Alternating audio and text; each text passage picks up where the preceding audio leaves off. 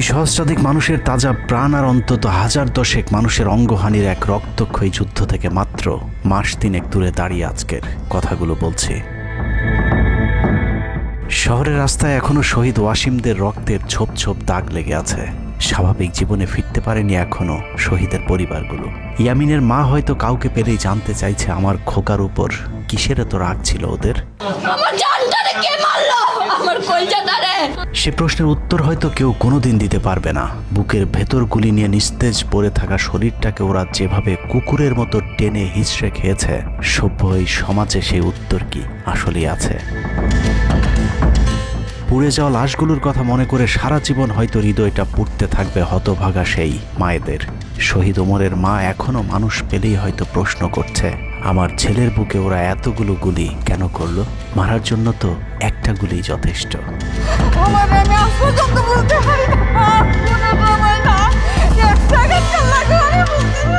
তৃষ্ণা পেলে মুগ্ধের মায়ের হয়তো কানে বেজে উঠবে, পানি লাগবে, পানি।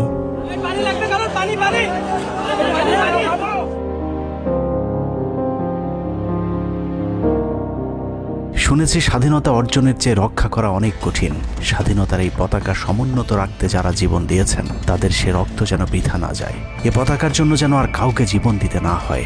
স্বাধীনতার এমন যুদ্ধ আর দেখতে চাই না। এ যুদ্ধের প্রতিপক্ষ অনেক হিংস্র, খুব নিষ্ঠুর। ওরা বুকে গুলি নিয়ে কাতরাতে থাকা মানুষকেও শান্তিতে মরতে দেয় না। ওরা আরও রক্ত চায়। 15 বছর মুসলিম নিধন করে ওদের এতটুকু অনুশোচনা নেই।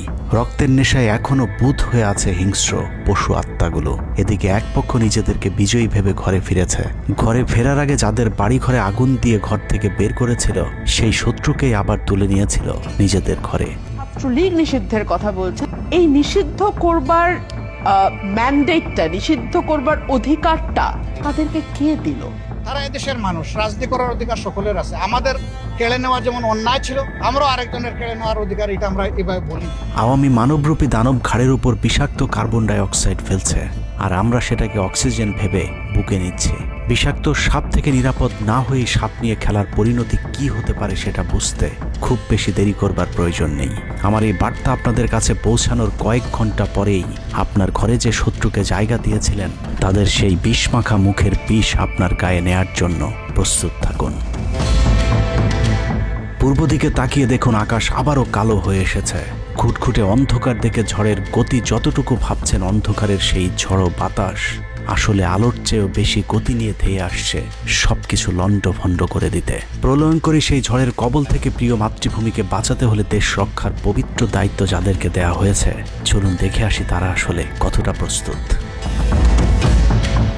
জুলাইয়ের মাঝামাঝি পর্যন্ত সেনাবাহিনী ছাত্র আন্দোলন নিয়ে তেমন মাথা ঘামায়নি। ছাত্রলীগ যেদিন ঢাকা বিশ্ববিদ্যালয়ের ছাত্রীদের উপর আক্রমণ করেছিল, মূলত সেদিন থেকে সেনাবাহিনীর অভ্যন্তরীণ বিভিন্ন গ্রুপগুলোতে আলোচনা সমালোচনা শুরু হয়। 17 তারিখ সকল ডিভিশনের জিওসিরা অফিসার এবং সৈনিকদেরকে কোনো ধরনের গুজবে কান না দেওয়ার পরামর্শ দেন। জিওসিদের পক্ষ থেকে সাফ জানিয়ে দেওয়া হয়, সরকার মিসক্রিয়েন্টদের বিরুদ্ধে যথাযথ ব্যবস্থা নিচ্ছে, এটা নিয়ে সেনাবাহিনীর মাথা ঘামানোর কিছু নেই।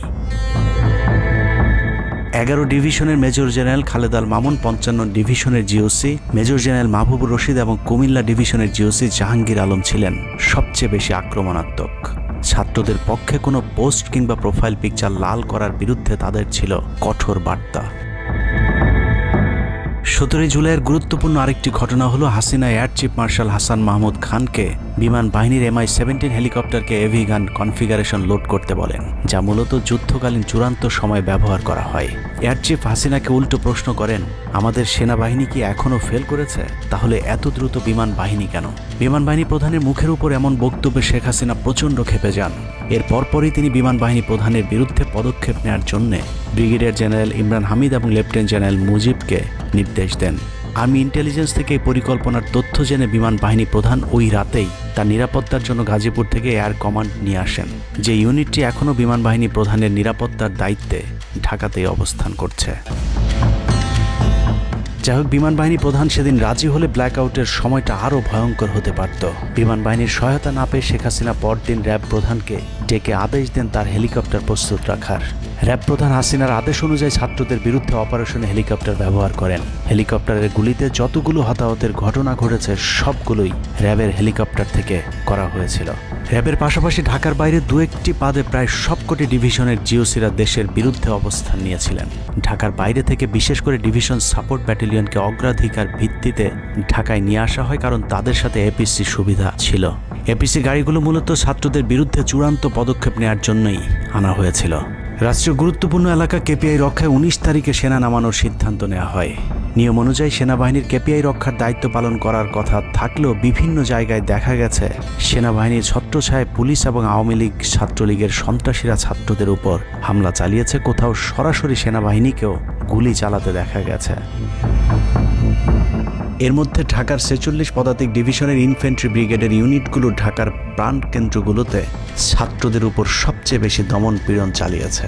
অনুসন্ধানে 19 থেকে 23 জুলাই পর্যন্ত গণহত্যার সাথে জড়িত সেনাবাহিনীর কয়েকজন অফিসারের নাম উঠে এসেছে, যারা এখনো পর্যন্ত গুরুত্বপূর্ণ সব পদে বহাল আছেন, যা ডক্টর মোহাম্মদ ইউনূস সরকারের জন্য অত্যন্ত বিপজ্জনক।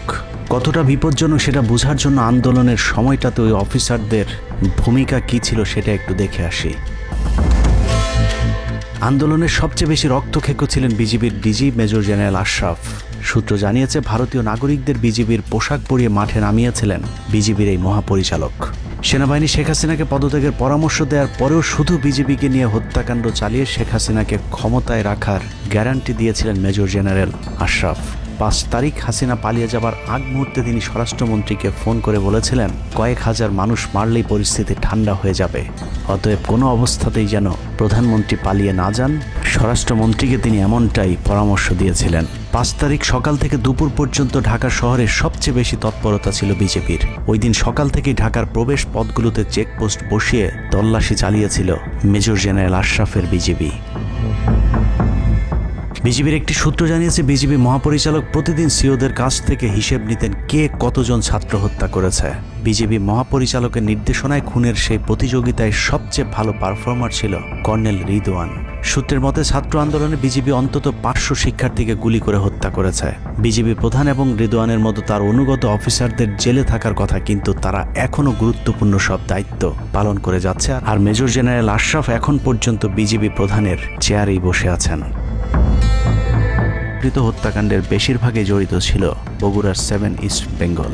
রহস্যজনক কারণে 7 ইস্ট বেঙ্গলকে এখনো পর্যন্ত বগুড়ায় ফেরত না পাঠিয়ে ঢাকাতেই রাখা হয়েছে। মেজর জেনারেল ফেরদৌস হাসান সেলিম, যার মা ছিলেন হাসিনার অত্যন্ত ঘনিষ্ঠ বান্ধবী। ফেরদৌস সেলিম শেখ হাসিনাকে ফুপু বলে ডাকতেন।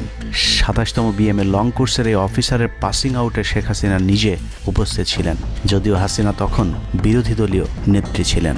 ডিজিএফের পদে থাকাকালীন হাসিনার টাকা পাচার এবং থাইল্যান্ডের বিভিন্ন ব্যবসা দেখাশোনার দায়িত্ব ছিল তার। 5 তারিখের সময়টাতে গুরুত্বপূর্ণ কোনো পদে না থাকায় নিজেকে এখন আওয়ামী বিরোধী দাবি করছেন ফেরদৌস হাসান সেলিম। ভয়ঙ্কর বিষয় হচ্ছে ডক্টর মোহাম্মদ ইউনূসকে ভুল বুঝে ইউনূসের মিলিটারি সেক্রেটারি পদে বসে সব কুটচাল চলে যাচ্ছেন major general Ferdous Hasan. Guarantee দিয়ে বলে রাখলাম, সুযোগ পেলে সবার আগে ডক্টর মোহাম্মদ ইউনূসের মিলিটারি সেক্রেটারি নিজেই ইউনূসের গলা চেপে ধরবে। অতএব যত দ্রুত সম্ভব ডক্টর মোহাম্মদ ইউনূসের মিলিটারি সেক্রেটারির পদ থেকে তাকে সরাতে হবে। শেখ হাসিনার গণভবন ঠেকাতে সবচেয়ে বেশি শক্ত বলয় তৈরি করা হয়েছিল। অনুসন্ধানে জানা যায় শেখ হাসিনাকে রক্ষা করতে গণভবনের আশপাশে সেনাবাহিনীর অন্তত 13টি অস্থায়ী চেকপোস্ট বসানো হয়েছিল, যেখানে east Bengal regiment, field regiment artillery, Bangladesh infantry regiment, infantry brigade headquarter সহ সেনাবাহিনীর বেশ কয়েকটি চেকপোস্ট বসানো হয়েছিল শুধুমাত্র শেখ হাসিনাকে রক্ষা করার জন্য। সেনাবাহিনীর এসব আর্মি অফিসারদের সম্মিলিত অপারেশনে ছাত্রদের উপর চালানো হয়েছে নির্মম নৃশংস হত্যাযজ্ঞ। কিন্তু এই হত্যাকাণ্ডই সেনাবাহিনীর ভেতরে থাকা দেশপ্রেমিক অফিসারদের বিবেকের দরজা খুলে দিয়েছিল। 20 থেকে 23 জুলাই ইন্টারনেট বন্ধ করে যে পৈশাচিক হত্যাকাণ্ড চালানো হয়েছে, সেই দৃশ্য যখন একের পর এক সামনে আসতে শুরু করেছিল, তখন সাধারণ মানুষ যেভাবে স্তম্ভিত হয়েছিল, ঠিক একইভাবে সেনাবাহিনীর বিবেকবান জুনিয়র এবং মধ্যম সারির অফিসারদেরকেও ব্যাপকভাবে নাড়া দেয়। ভিডিওগুলো যত ছড়িয়ে পড়ছিল ততই থমথমে হয়ে উঠতে থাকে সেনাবাহিনীর অভ্যন্তরীণ পরিবেশ। 27 তারিখ প্রাপ্ত গোয়েন্দা তথ্যের ভিত্তিতে সেনাপ্রধানকে জানানো হয় পরিস্থিতি নিয়ন্ত্রণের বাইরে চলে যাচ্ছে। কোনো অবস্থাতেই প্রধানমন্ত্রীকে ক্ষমতায় রেখে পরিস্থিতি নিয়ন্ত্রণ করা সম্ভব নয়। গোয়েন্দা ওই রিপোর্টে আরও জানানো হয়, সেনাবাহিনীর ভেতরে বিদ্রোহের আশঙ্কা দেখা দিয়েছে। বিশেষ করে মধ্যম সারি এবং জুনিয়র অফিসারদের ভেতর ব্যাপক অসন্তোষ লক্ষ্য করা যায়। একই রিপোর্ট প্রধানমন্ত্রীর অফিসকেও অবহিত করা হয়। সেই রিপোর্টের পরেও কঠোর অবস্থানে যাবার সিদ্ধান্ত নেওয়া হয় সরকারের পক্ষ থেকে। এদিকে গোয়েন্দা রিপোর্টের প্রেক্ষিতে সেনা ইউনিটের মধ্যম সারি, জুনিয়র অফিসার এবং সৈনিকদের উপর কঠিন সামরিক গোয়েন্দা নজরদারি চলতে থাকে, যে কারণে প্রচণ্ড ক্ষোভ থাকলেও কোনো ধরনের পূর্ব প্রস্তুতি ও পারস্পরিক যোগাযোগ না থাকায় সেনাবাহিনীর দেশপ্রেমিক অফিসার ও সৈনিকেরা কিংকর্তব্য বিমূঢ় হয়ে পড়েন। 27-28 দুই দিন এভাবেই টানটান উত্তেজনার মধ্য দিয়ে কেটেছে। 29শে জুলাই শেখ হাসিনাকে পরিস্থিতি সম্পর্কে ধারণা দিতে সেনাপ্রধান সারা দেশের অফিসারদেরকে নিয়ে সেনা সদরের হেলমেটে একটি ভিডিও টেলিকনফারেন্সে দরবার গ্রহণ করেন। সেই কনফারেন্স অপারেটরের অসাবধানতাবশত স্ক্রিনে হঠাৎ করে ক্যামেরা টার্ন অফ করা HPM নামে একটি বক্স ভেসে উঠেছিল। এরপরে উপস্থিত অফিসারেরা হাসিনার উপস্থিতির বিষয়টি বুঝে ফেলেন। অনেকের ধারণা শেখ হাসিনা উপস্থিত আছেন এটা বুঝাতেই HPM বক্সটি সবাইকে দেখানো হয়েছিল, যেন কেউ কোনো ধরনের অভিযোগ করতে না পারেন। কিন্তু সবাইকে অবাক করে বেশ কয়েকজন অফিসার তাদের ক্ষোভের কথা জানান। এর মাঝে রাজশাহী CMH এর একজন মেজর র্যাঙ্কের নারী চিকিৎসক 19 থেকে 23 তারিখ পর্যন্ত চলা ছাত্র হত্যার বিভীষিকাময় বর্ণনা তুলে ধরে আবেগী এক বক্তব্য দেন। সূত্র জানিয়েছে, এ সময় সেনাবাহিনীর কয়েকজনকে কাঁদতে দেখা গেছে। একদিকে সেনাবাহিনীর উচ্চপদস্থ অফিসারদের মারমুখী অবস্থান, অন্যদিকে বেশিরভাগ জুনিয়রদের নিষ্ক্রিয়তার মধ্য দিয়ে সেনাবাহিনীতে স্পষ্ট দুটি ভাগ লক্ষ্য করা যায়। এরই মধ্যে সেনাবাহিনীর কাছে প্রাপ্ত গোয়েন্দা তথ্য অনুযায়ী যে কোনো সময় সেনাবাহিনীতে বিদ্রোহ দেখা দিতে পারে। বিশেষ করে লেফটেন্যান্ট কর্নেল থেকে নিচের অফিসারদের ভেতর ব্যাপক ক্ষোভের বিষয়টি গোয়েন্দা প্রতিবেদনে জানানো হয়। সেই প্রেক্ষিতে 3 তারিখ শর্ট নোটিসে আরেকটি টেলিকনফারেন্স কল করা হয়। মূলত ওই রিপোর্টের প্রেক্ষিতে হাসিনার বিশ্বস্ত ওয়াকার হাসিনা থেকে মুখ ফিরিয়ে নেন, কারণ হাসিনাকে বাঁচাতে গিয়ে তিনি নিজের জীবন বিপদে ফেলতে চাননি। 3 তারিখ কনফারেন্সের শুরুতেই সবাইকে ঠান্ডা রাখতে একটি মোনাজাত করা হয়েছিল। যে মোনাজাতে গুরুত্বপূর্ণ একটি দোয়া ছিল, রাব্বানা লা তাজআলনা মাআল কওমিজ জালিমিন, অর্থাৎ হে আল্লাহ, আমাদেরকে জালিম সম্প্রদায়ের অন্তর্ভুক্ত করবেন না। এ সময় পুরো দরবার রুমে পিন পতন নীরবতা লক্ষ্য করা গেছে। মূলত ওই মোনাজাতের মধ্য দিয়ে ফয়সালা হয়ে যায় সেনাবাহিনী কাদের পক্ষে দাঁড়াবে। সেনা সূত্র থেকে পাঠানো এসব তথ্যে উঠে এসেছে সেনাবাহিনী কোন কোন এলাকায় ছাত্র জনতার উপর গুলি চালিয়েছিল এবং কতটা পরিকল্পিতভাবে মানুষ হত্যার ছক কষা হয়েছিল। 4 তারিখও সেনাবাহিনীর ভূমিকা ছিল অত্যন্ত অস্পষ্ট। কিছু জায়গায় সেনাবাহিনী ছাত্রদের পক্ষে, আবার কিছু জায়গায় ছাত্রদের উপর গুলিও চালিয়েছে। 4 আগস্ট সবার প্রথম 24 ডিভিশন চট্টগ্রামের GOC lieutenant general Mainur Rahman তার বাহিনীকে ছাত্রদের পাশে দাঁড়ানোর নির্দেশ দেন। 5 তারিখ সকাল পর্যন্ত আর্মির ভূমিকা ছিল অত্যন্ত সন্দেহজনক। সকাল 10টা পর্যন্ত আর্মি কড়াকড়িভাবেই দায়িত্ব নিয়েছিলেন। বিশেষ করে গণভবনের আশপাশে 12টা পর্যন্ত ছাত্রদেরকে ভয় দেখাতে কয়েক রাউন্ড লাইভ অ্যামুনেশন ফায়ার করা হয়। 4 তারিখ 3 বাহিনী প্রধান, পুলিশ প্রধান এবং DGDGF-এর সারা রাত নির্ঘুম কেটেছে। 3 থেকে 5 তারিখ পর্যন্ত গুরুত্বপূর্ণ কিছু ঘটনা ঘটেছে, সেটা তুলে ধরবার আগে শেখ হাসিনার পালিয়ে যাওয়ার বর্ণনা দিয়ে আসা যাক। 5 তারিখ সকাল ঠিক 9টায় প্রধানমন্ত্রীর অফিসে গিয়ে শেখ হাসিনাকে পদত্যাগ করতে বলেন সেনাপ্রধান। শেখ হাসিনার কথা শোনার সাথে সাথে সেনাপ্রধানকে দৌড়ে মারতে আসেন। এ সময় 3 বাহিনী প্রধানকে অকথ্য ভাষায় গালাগাল করেন শেখ হাসিনা। জেনারেল ওয়াকারকে হাসিনা বলেন, তুই পুলিশকে দেখে শিখতে পারিস নাই। এ সময় বিমান বাহিনী প্রধান সজীব ওয়াজেদ জয়কে ফোন করে তার মাকে বোঝানোর জন্য অনুরোধ করেন। সজীব ওয়াজেদ জয় এটি জানার পর উল্টো আর্মি চিফকে তুই তুকারি করে হুমকি দিতে থাকেন, তোর কোন বাবা তোকে চিফ বানাইছে, তোর বউ ছেলে মেয়ে কে কোথায় আছে সবকিছু দেখে নেওয়া হবে। রাগান্বিত হয়ে এরপরে সজীব ওয়াজেদ জয় লাইভে গিয়ে আবল তাবল বকতে থাকেন। ঠিক আছে, শেখ হাসিনার পর আপনাদের কি হবে সেটা আমারও চিন্তার বিষয় না, আমার পরিবারের আর চিন্তার বিষয় না, আপনারা বুঝবেন। এরই মধ্যে 9:30 বেজে যায়। শেখ হাসিনাকে কোনোভাবে রাজি করাতে না পেরে সেনাপ্রধান হাসিনাকে 2টি বিকল্প দেন, পদত্যাগ অথবা গ্রেফতার। ওদিকে মিরপুরে বসানো সেনাবাহিনীর চেকপোস্টগুলো খুলে দেওয়া হলে বিনা বাধায় গণজোয়ার ঢুকে পড়তে থাকে। মবটি যখন গণভবন থেকে মাত্র 20 মিনিটের দূরত্বে চলে আসে, এ সময় সেনাবাহিনী এক প্রকার জোর করে শেখ হাসিনাকে পদত্যাগপত্রে সই করান। এ সময় SSF-এর 2-1জন এগিয়ে আসতে চাইলেও সেনাপ্রধান হাত ইশারা করলে তারা জায়গায় দাঁড়িয়ে থাকেন। পদত্যাগের পর শেখ হাসিনা জাতির উদ্দেশ্যে ভাষণ দেওয়ার অনুরোধ করলে সেনাপ্রধান হাসিনাকে বলেন, জীবন বাঁচাতে চাইলে দ্রুত গাড়িতে গিয়ে উঠুন, জনগণ গণভবনে ঢুকে পড়ছে। সেনাবাহিনীর মতে শেখ হাসিনা সেদিন মাত্র 5 মিনিটের জন্য বেঁচে গিয়েছেন, তা না হলে জনগণ তাকে ধরে ফেলত। হাসিনাকে গণভবন থেকে উদ্ধার করে বিমানে ভারত পাঠিয়ে দেওয়ার জন্য মোট 3টি রুট প্ল্যান করা হয়েছিল। প্ল্যান এ, গণভবন থেকে গাড়ি বহরে বিমান বাহিনীর ব্লু স্কাই স্কুলের গেট দিয়ে তেজগাঁও বিমানবন্দরে ঢুকে ঢাকা সেনানিবাসে প্রবেশ এবং তারপর বিএএফ বেস দিয়ে বিমান বাহিনীর রানওয়েতে প্রবেশ। সেখান থেকে বিমান বাহিনীর C-130 যে বিমানে ভারতে উড্ডয়ন। দুর্ভাগ্যজনকভাবে ততক্ষণে বিপ্লবী জনতার শেওড়াপাড়া রাস্তা দিয়ে বিমান বাহিনীর ব্লু স্কাই স্কুলের গেট ক্রস করে আগারগাঁও চৌরাস্তা পর্যন্ত চলে এসেছিল। ওদিক দিয়ে ক্যান্টনমেন্টের জাহাঙ্গীর গেটও ছাত্র জনতার দখলে, তাই গণভবন থেকে গাড়িতে করে ঢাকা সেনানিবাসে ঢোকার সব পথ বন্ধ হয়ে গিয়েছিল, যে কারণে প্ল্যান বি অবলম্বন করতে হয়েছিল হাসিনাকে উদ্ধারকারীদের। প্ল্যান বি অনুযায়ী গণভবন থেকে বিমান ঘাঁটিতে যাওয়ার তখন একটাই পথ বাকি ছিল, তা হলো হেলিকপ্টারে যাওয়া। বিমান বাহিনীর MI-17 হেলিকপ্টার চন্দ্রিমা উদ্যানের পাশে বাণিজ্য মেলার মাঠে এসে অবতরণ করে। খুনি হাসিনা চন্দ্রিমা উদ্যানের পাশের রাস্তা দিয়ে বাণিজ্য মেলা মাঠে প্রবেশ করে এবং সেখান থেকেই হেলিকপ্টারে করে বিমান বাহিনী ঘাঁটিতে নিয়ে যাওয়া হয় তাকে। সেখানে গিয়ে তারেক সিদ্দিকী এবং সালমান এফ রহমানের জন্য কিছুক্ষণ অপেক্ষা করে শেখ হাসিনা। তবে শেষ পর্যন্ত সালমান এফ রহমানের পৌঁছাতে দেরি হয় শেখ হাসিনাকে নিয়ে কোনো গন্তব্য ছাড়াই 10টা 45 মিনিটে উড়াল দেয় বিমান বাহিনীর C-130 জুলিয়েট বিমানটি। সাধারণত বিমানের রুট ব্যবহারে কোড ব্যবহার করতে হলেও সেটা করেনি। রাডার ফাঁকি দিতে জীবনের ঝুঁকি নিয়ে এই পদ্ধতি অবলম্বন করা হয়েছিল।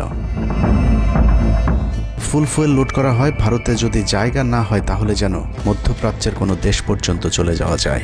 মোট 9 জন পাইলটকে নিয়ে বিমানে ওঠানোর পর কোনো ধরনের নির্দেশনা বা ম্যাপ প্ল্যানিং ছাড়াই পাইলটদেরকে বলা হয় টেক অফ করতে।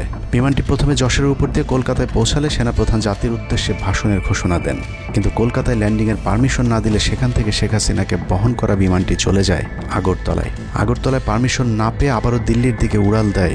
সেখান থেকে দিল্লি গেলে সেখানেও রিফিউজ করা হয়। দিল্লি বিমানবন্দরে নামতে না দিলে অনিশ্চয়তা দেখা দেয় শেখ হাসিনাকে বহন করা বিমানটির ভারতে অবতরণ নিয়ে। বিমানের একজন পাইলটের বরাত দিয়ে জানা যায় এভাবেই উদ্দেশ্যহীনভাবে দীর্ঘক্ষণ ঘুরতে থাকার পর জরুরি অবতরণের সিদ্ধান্ত নেওয়া হয়। তবে জরুরি অবতরণের ঠিক আগ মুহূর্তে দিল্লির গাজিয়াবাদ এয়ারবেজে নামার অনুমতি পায় C-130 জুলিয়েট, যেখানে অজিত ধওয়াল তাকে রিসিভ করেন। অবতরণে জটিলতার কারণেই 5 তারিখ সেনাপ্রধান জাতির উদ্দেশ্যে ভাষণ দিতে বারবার দেরি করছিলেন, কারণ তিনি নিশ্চিত হতে চাচ্ছিলেন শেখ হাসিনা ভারতে অবতরণ করেছেন। তারপরই বাংলাদেশের মানুষ মুক্তি পায় এক ফেরাউনের হাত থেকে। হাসিনা পালিয়ে যাওয়ার সেই খবর পৃথিবীর সবাই জানে, কিন্তু 3 থেকে 5 তারিখ পর্যন্ত ক্যান্টনমেন্টে কিছু ঘটনা ঘটেছে যেই ঘটনা এখনও আমাদের কাছে অজানা। 3 তারিখ সেনাপ্রধানের ওই ভার্চুয়াল মিটিংয়ের পর মোটামুটি নিশ্চিত হয়ে যায় শেখ হাসিনা অধ্যায় বাংলাদেশের শেষ। শুরু হয় ভারতের প্ল্যান বি বাস্তবায়নের প্রক্রিয়া। 3 তারিখ রাতে আসিফ নজরুলের সাথে ডিজিএফআই কার্যালয়ের পাশের একটি ভবনে আসিফ নজরুলের ঘনিষ্ঠ বন্ধু major general Hamid, lieutenant general Mujib এবং মেজর জেনারেল ফেরদৌস সেলিমের একটি গোপন বৈঠক হয়, যেখানে ভারতীয় গোয়েন্দা সংস্থার 16 জন কর্মকর্তা উপস্থিত ছিলেন। মূলত 5 তারিখ শেখ হাসিনা পদত্যাগ করার পর করণীয় নির্ধারণ করতেই ওই বৈঠক অনুষ্ঠিত হয়। দীর্ঘ এই বৈঠক শেষে মোট 3টি বিকল্প নির্ধারণ করা হয়। প্রথমটি জরুরি অবস্থা জারি করে সেনাবাহিনীর হাতে ক্ষমতা দেয়া, দ্বিতীয়টি আসিফ নজরুলকে প্রধান উপদেষ্টা করে একটি অন্তর্বর্তীকালীন সরকার গঠন। অন্তর্বর্তীকালীন সরকারের ভেতরে যেন ভারতীয় বলয়ের লোকজন বেশি সংখ্যায় রাখা যায় সেটা নিশ্চিত করার ব্যাপারেও আলোচনা হয় বৈঠকে, এবং সেটা নিশ্চিত করতে আসিফ নজরুলের পেছনে সেনাবাহিনীর ওই অংশটির সর্বোচ্চ সাপোর্ট থাকারও নিশ্চয়তা দেওয়া হয়। মূলত আসিফ নজরুলকে সামনে রেখে সেনাবাহিনীর মাধ্যমেই দেশ চালানোর পরিকল্পনা করা হয়েছিল 3 তারিখের ওই গোপন বৈঠকে। 4 তারিখ 3 বাহিনী প্রধানের মধ্যে দফায় দফায় বৈঠক চলেছে। সেই বৈঠক থেকে সিদ্ধান্ত হয় 5 তারিখ সকাল 9টার মধ্যে শেখ হাসিনাকে চূড়ান্তভাবে পদত্যাগের বিষয়টি জানিয়ে দেওয়া হবে। এর পরপরই আসিফ নজরুলকে আবারও ক্যান্টনমেন্টে ডেকে আনা হয় এবং শেখ হাসিনার পদত্যাগের পর আওয়ামী নেতা কর্মীদেরকে যতটা সম্ভব নিরাপত্তা দেয়া, বেসরকারি বিভিন্ন প্রতিষ্ঠানগুলোতে যতটা সম্ভব আগের কর্মকর্তাদেরকে রেখে দেয়া এবং বিটিআর হত্যাকাণ্ড নিয়ে কোনো ধরনের পদক্ষেপ না নেওয়া সহ বেশ কিছু করণীয় ঠিক করে দেওয়া হয়। দীর্ঘ সেই আলোচনার কারণে 4 তারিখ সারা রাত ক্যান্টনমেন্টে অবস্থান করেছেন আসিফ নজরুল। তাৎক্ষণিক আসিফ নজরুলের কাঁধে দুটি দায়িত্ব দেওয়া হয়: আর্মির প্রতি সকলের আস্থা তৈরি করা এবং হাসিনার পদত্যাগের পরপর ছাত্রদেরকে সেনাবাহিনীর নিয়ন্ত্রণে নিয়ে আসা। কথা মতো আসিফ নজরুল 4 তারিখ রাত এবং 5 তারিখ খুব সকালে ক্যান্টনমেন্টে বসে ফেসবুকে তিনি দুটি পোস্ট করেন। পোস্টের প্রথমটি 4 তারিখ রাতে সেনাবাহিনীকে প্যাট্রিয়ট সম্বোধন করে করা হয়, যেন সেনাবাহিনীর প্রতি ছাত্র জনতার আস্থা বেড়ে যায়, এবং পরেরটি সংখ্যালঘুদের বাড়িঘরে হামলা না চালানোর অনুরোধ করে পোস্ট করা হয়। দুপুর 12টার আগে আসিফ নজরুলের করা হিন্দুদেরকে নিয়ে ওই পোস্টে প্রমাণ করে আসিফ নজরুল আগে থেকেই জানতেন কিছুক্ষণ পর আসলে কি ঘটতে যাচ্ছে। আমরা এখন আর্মি চিফের সাথে একটা আলোচনায় আছি। আমি যতটুকু ওনার সাথে কথা বলেছি আমার কাছে মনে হয়েছে, আশা করছি আপনাদের জন্য অনেক বড় সুসংবাদ আসছে। বিজয়ের খবর আগেই জেনে যাওয়াটা সমস্যা না, কিন্তু সমস্যা হলো আসিফ নজরুল সবাইকে আন্দোলনের কেন্দ্রবিন্দু ঢাকা বিশ্ববিদ্যালয়ে যেতে না বলে ক্যান্টনমেন্টের সুখবরের অপেক্ষায় থাকতে বলেন। মূলত আসিফ নজরুলের ওই ফাঁদে পা দিয়ে ছাত্র জনতার জুলাই আগস্ট বিপ্লবের বিজয় হাতছাড়া হয়ে গিয়েছিল। ছাত্র নেতাদের সরলতাকে কাজে লাগিয়ে আসিফ নজরুল নাহিদ আসিফদেরকে সেনাপ্রধানের কাছে আসতে বলেন। নাহিদ, আসিফ, মাহফুজরা সেনাপ্রধানের কাছে যাবার আগে আসিফ নজরুলের প্রধান উপদেষ্টা হবার বিষয়টি চূড়ান্ত হয়ে যায়। সমন্বয়কেরা পৌঁছানোর পর সেনাপ্রধান তাদেরকে জানায় আসিফ নজরুল হচ্ছেন প্রধান উপদেষ্টা। কিন্তু ছাত্ররা ডক্টর মোহাম্মদ ইউনুসকে প্রধান উপদেষ্টা বানানোর দাবি করলে আসিফ নজরুল তাদেরকে জানায় ডক্টর ইউনুস প্রধান উপদেষ্টা হতে রাজি না। কিন্তু ছাত্র নেতাদের সাথে ইউনুসের আগে থেকে যোগাযোগ ছিল, যে কারণেই সেনাপ্রধানকে ছাত্ররা জানায় আমরা ডক্টর ইউনুসের সাথে একান্তে কথা বলতে চাই। ছাত্ররা ডক্টর ইউনুসকে ফোন করলে তিনি জানান প্রধান উপদেষ্টা হতে চান না সেনাবাহিনী কিংবা আসিফ নজরুলের কাছে তার এরকম কোনো বার্তা তিনি দেননি। এরপর ছাত্র নেতাদের দাবির মুখে ইউনুসকে প্রধান উপদেষ্টা বানাতে বাধ্য হয় সেনাবাহিনী। ডক্টর মোহাম্মদ ইউনুসকে প্রধান উপদেষ্টা করা হলেও ক্ষমতার কেন্দ্রে থেকে যায় ভারত নিয়ন্ত্রিত ক্যান্টনমেন্টের মদতপুষ্ট আসিফ নজরুল, যাকে তারা সুনিপুণভাবে গেল এক যুগে তিলে তিলে তৈরি করেছেন। আসিফ নজরুল তার মন্ত্রণালয়ের বাইরেও সবখানে নিয়োগ থেকে বদলি বরখাস্তের একক ক্ষমতা ভোগ করতে থাকে। একদিকে সেনাবাহিনীর ছত্রছায়া আসিফ নজরুলের হাত ধরে ভারতীয় এজেন্টদেরকে গুরুত্বপূর্ণ সব পদে বসানো হচ্ছিল, অন্যদিকে চলছিল পুরো দেশ দখলের ভয়ঙ্কর ষড়যন্ত্র। কিন্তু ছাত্রদের চাপের মুখে আসিফ নজরুলের পরিবর্তে ডক্টর মোহাম্মদ ইউনুসের প্রধান উপদেষ্টা হবার বিষয়টি কোনোভাবেই মেনে নিতে পারেনি সেনাবাহিনীর ভারতপন্থী অংশটি, যে কারণে 5 তারিখ রাতেই একটি ব্যর্থ সেনাকুয়ের ষড়যন্ত্র করা হয়েছিল। 5 তারিখের পরপরই ইউনুসের একের পর এক ভারতীয় আগ্রাসন বিরোধী বক্তব্যে আতঙ্কিত হয়ে ওঠে ভারতীয় বলয়, যে কারণে 8 তারিখ শপথ নেয়ার আগেই ডক্টর মোহাম্মদ ইউনুসকে হত্যা করে সেনাকুয়ের আরেকটি চেষ্টা চালায় সেনাবাহিনীর ওই অংশটি। 8 তারিখ ডক্টর ইউনুসের নেতৃত্বে নতুন সরকার শপথের ঠিক আগ মুহূর্তে একটি সেনাকুয়ের চেষ্টা করা হয়। কুয়ের নেতৃত্ব দেন লেফটেন্যান্ট জেনারেল মুজিব এবং মেজর জেনারেল হামিদুল হক।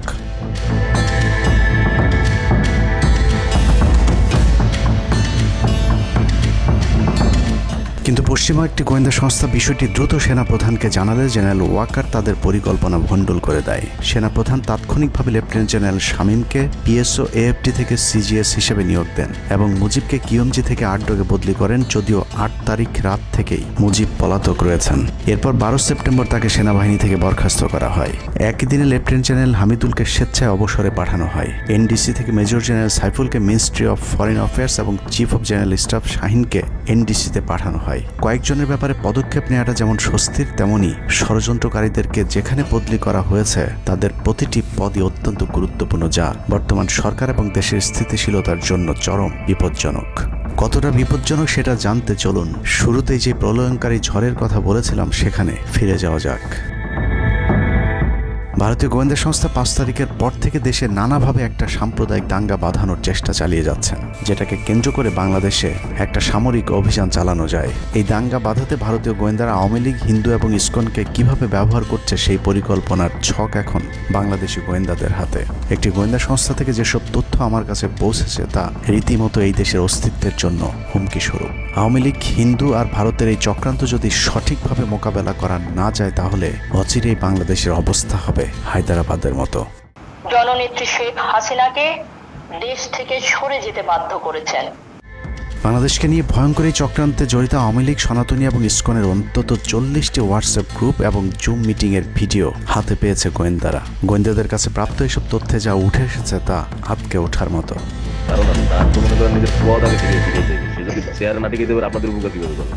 সেনাপ্রধান জামাত হলে এতদিন আওয়ামী লীগ বাইকে ফেলা দিত, ঠিক আছে? এটা তো আমাদেরও আওয়ামী লীগেরও একটা গেম হতে পারে, বলা যায় জামাত শিবিরের উপরে সব চাপা দিতে পারে, এটাও হতে পারে। এসব গ্রুপগুলোতে রীতিমতো বাংলাদেশের বিরুদ্ধে যুদ্ধের প্রস্তুতি চলছে। গ্রুপে তাদের সাথে সাবেক আওয়ামী লীগ সরকারের শীর্ষস্থানীয় নেতা থেকে বর্তমান সেনাবাহিনীতে চাকরিরত জেনারেল পর্যন্ত মাঝে মধ্যেই নাকি যোগ দিচ্ছেন। নানক ভাই থেকে শুরু করে আমাদের সুজিত দা, তারপর আরো অনেক টপ লেভেলের যারা মন্ত্রী, মিনিস্টার, প্রতিমন্ত্রী, তারপরে ইভেন কামাল ভাই। তো এখন বিষয়টা হচ্ছে যে ইভেন রাষ্ট্রপতির যে একেবারেই মানে কি বলে তার যে একেবারে মানে রাইট হ্যান্ড সচিব, উনিও আমাদের সাথে 2 দিন জয়েন করছেন। তো এখন ওনারা আসলে ভালো হইতো, যারা যারা আসেন আসলে ভালো হইতো। অনেক আমাদের এখানে প্রায় 12 থেকে 13 জন আপনার এমপি এসে কথা বলেছেন, যেটা আপনারা জানেন না।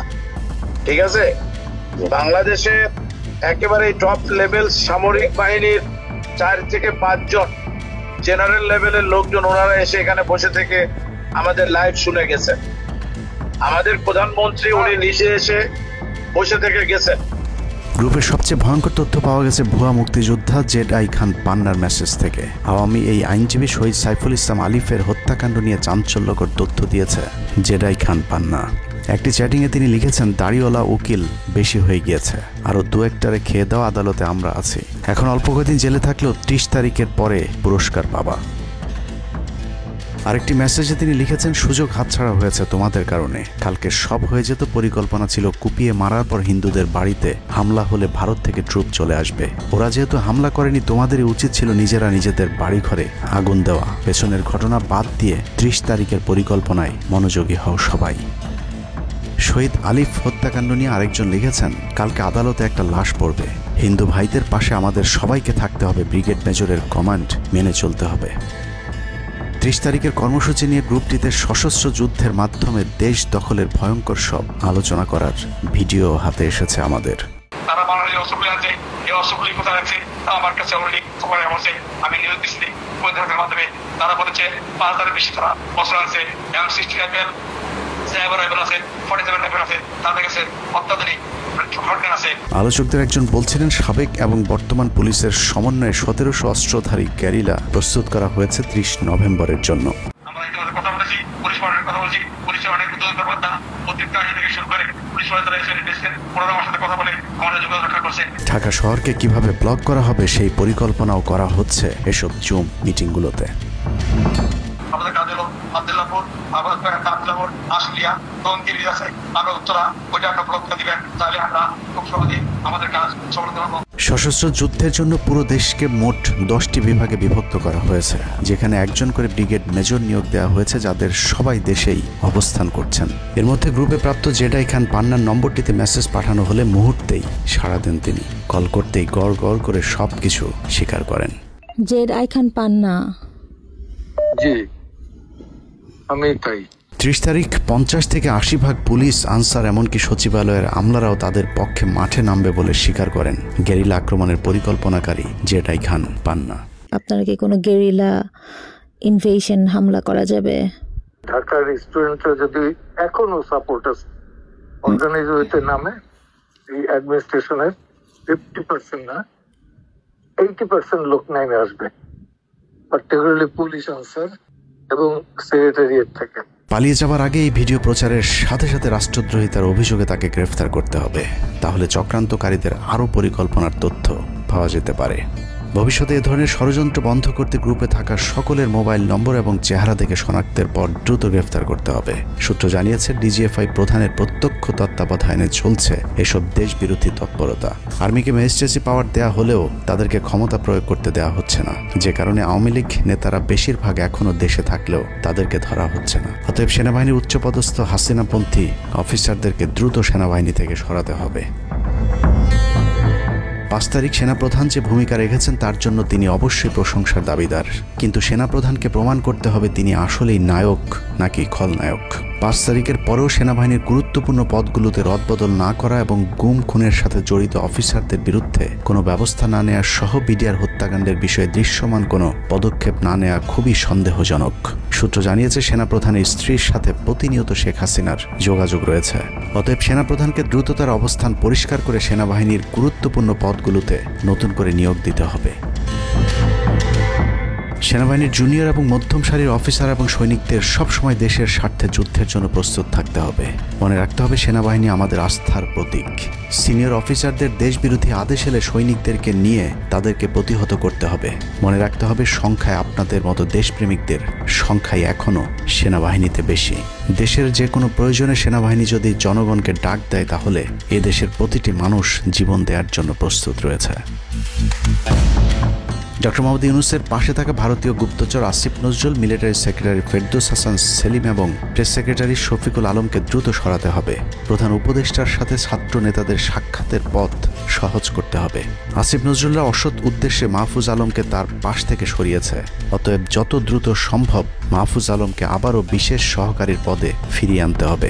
গুরুত্বপূর্ণ যে কোনো সিদ্ধান্তের ক্ষেত্রে নাহিদ এবং আসিফদের মতামত প্রধান উপদেষ্টাকে গুরুত্বের সাথে নিতে হবে। জেডাই খান পান্নাদের ষড়যন্ত্র এবার সফল না হলেও এই ষড়যন্ত্র চলতেই থাকবে। বাংলাদেশের প্রতিটি মানুষকে চোখ কান খোলা রাখতে হবে, মনে রাখতে হবে শত্রু আপনাদের ঘরের কোণেই।